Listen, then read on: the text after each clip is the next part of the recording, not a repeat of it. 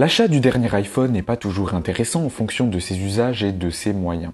En effet, bon nombre de personnes changent d'iPhone sans se soucier si ce dernier est véritablement adapté à ce qu'il compte en faire. Sans oublier le côté plaisir, nous allons voir ensemble si l'iPhone XS Max est véritablement une recommandation cette année. Salutations à toutes et tous, ici Romain le Phocéen, et aujourd'hui nous allons voir si l'iPhone XS Max est une recommandation cette année pour vous. Petite chose à savoir tout de même avant de débuter cette vidéo, si vous voulez bien comprendre l'argumentation et voir si cet iPhone est fait pour vous, je vous invite à évidemment rester jusqu'à la fin de la vidéo.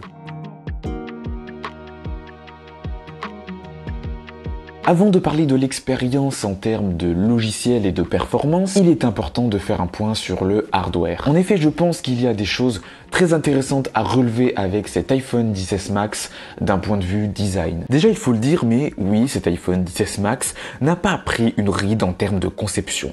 Il est élégant, résolument propre et parfaitement équilibré, ce qui le rend vraiment agréable visuellement. Le soin en détail apporté à ce produit ressemble vraiment à du Apple. C'est vraiment réussi. Certes, cela tranche avec les derniers iPhones plus industriels en matière de design, mais ici, on est dans un produit chaleureux qui demande qu'à être utilisé par une personne.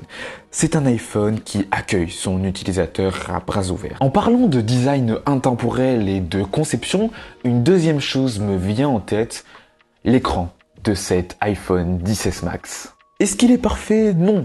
Est-ce qu'il est 120 Hz? Non plus.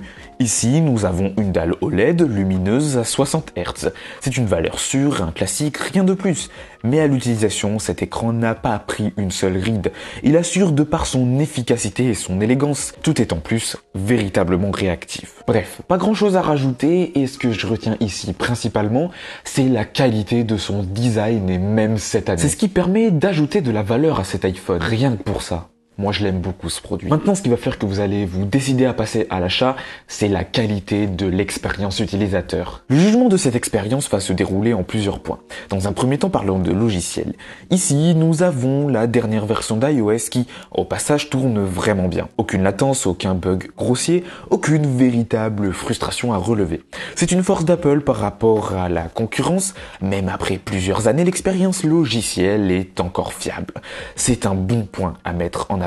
D'ailleurs, si vous souhaitez avoir quelques astuces sur iOS 16, je vous invite à aller voir une vidéo dédiée sur ma chaîne à ce sujet. Pourquoi? Car maintenant, nous allons passer à l'expérience en matière de performance. La puce A12 Bionic est loin d'être mauvaise déjà, même aujourd'hui.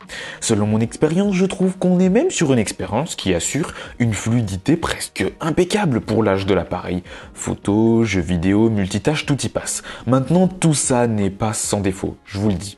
Je trouve que sur des tâches gourmandes, cette puce fera forcément chauffer l'iPhone, parfois de manière excessive. C'est finalement la chose qui différenciera un iPhone récent à cet iPhone XS Max. La chauffe s'amplifie en plus beaucoup pendant l'usage du GPS, mais en mettant cet argument de côté, on reste pour moi sur une expérience vraiment à jour, avec des tenants et des aboutissants qualitatifs. Maintenant, il faut le dire, mais tout ça doit se compléter avec l'autonomie. Pour moi, je vous le dis très honnêtement, c'est ce qui conditionne à choisir un iPhone ancien. Vous pouvez avoir une partie performance au top et un design réussi, si l'autonomie ne suit pas, l'investissement va forcément se questionner. Dans le cas de l'iPhone XS Max, je vous le dis clairement, oui, l'autonomie était au rendez-vous pour un usage modéré sur une journée. N'attendez pas plus, pas moins. Cet iPhone XS Max n'a pas les capacités à avoir une autonomie aussi importante qu'à son lancement. Selon mes usages, je tiens en moyenne 5h30 sur des usages modérés, type navigation, réseaux sociaux, mais dès lors on va avoir des usages plus axés autour de la photo, de la vidéo, du jeu vidéo ou encore du GPS, je perds facilement 1h30 sur la moyenne annoncée précédemment. C'est pour cela que je parle d'autonomie en demi-teinte, car pour certains usages, oui, elle est au rendez-vous, mais pour d'autres, elle est simplement catastrophique. À travers cela, ma recommandation est de faire la liste de vos usages et de tirer bilan du type d'utilisation que vous pouvez avoir avec un iPhone. C'est la seule manière d'estimer l'autonomie que vous pouvez avoir sur un iPhone XS Max.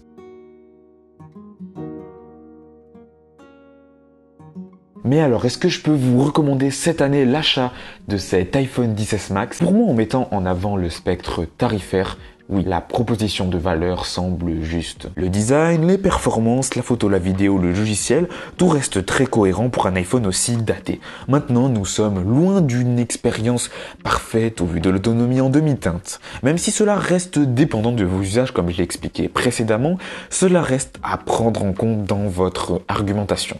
Malgré cela, je trouve que la recommandation semble évidente. Cet iPhone XS Max n'a pas à rougir par rapport à beaucoup d'autres smartphones sortis la même année. Il reste attractif même pour un achat cette année. Il vous fera économiser quelques euros tout en vous proposant une expérience qualitative. Dans tous les cas, si vous avez des questions, n'hésitez pas à les poser en commentaire ou sur le serveur Discord que je vous invite à rejoindre. Au passage, je vous invite à vous abonner, à mettre le like qui fait toujours plaisir et à partager cette vidéo. Je vous ai mis également quelques liens d'iPhone que vous pouvez trouver à bon prix en reconditionné. Et sur ce, il ne me reste plus qu'à vous remercier du visionnage de cette vidéo. Allez, je vous dis donc à dimanche prochain pour une nouvelle vidéo, comme d'habitude à 11 h. Allez, salut!